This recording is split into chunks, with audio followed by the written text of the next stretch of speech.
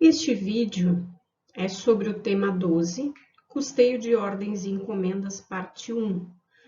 Por que parte 1? Porque o conteúdo é bastante extenso, por esse motivo eu dividi a parte teórica em 3 vídeos. Distinção entre produção por ordem e produção contínua. A produção por ordem é aquela intermitente, que começa e para, começa e para. E a produção por processo é aquela produção contínua. Quais são os fatores determinantes? A forma da empresa trabalhar e a escolha contábil administrativa.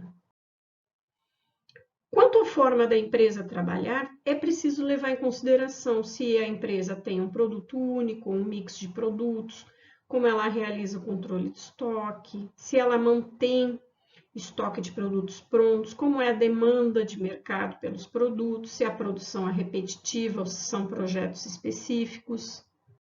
São exemplos de produção contínua as indústrias de cimento, as indústrias química, petroquímica, de petróleo, de chocolates, de balas, de canetas. Na parte de serviços, a gente tem saneamento, telefonia, energia elétrica. Na produção por ordem, nós temos exemplos: móveis sob medida, construção civil, confecção de acordo com a estação climática. Na parte de serviço, nós temos os escritórios de planejamento, auditoria, consultoria, engenharia. E tem um tipo de produção que pode ser mista, como automobilística, fechaduras, plástico. Ordens de longa duração também podem ser tratadas como produção contínua.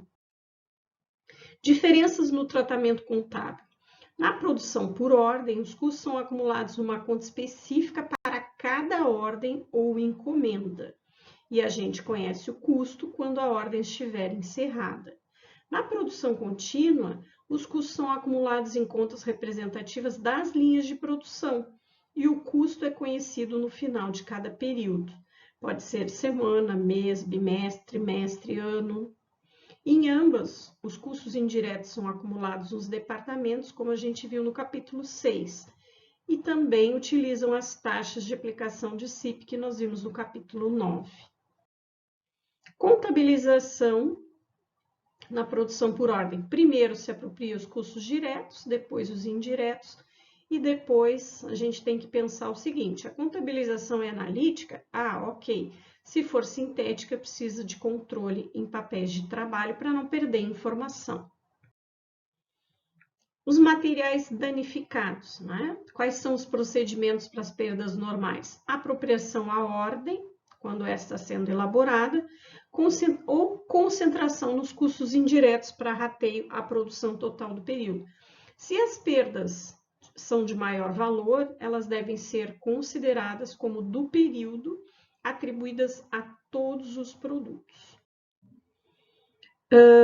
As danificações de ordens inteiras, a gente faz a baixa direta para perdas do período e precisa manter um relatório administrativo, né, com esse controle.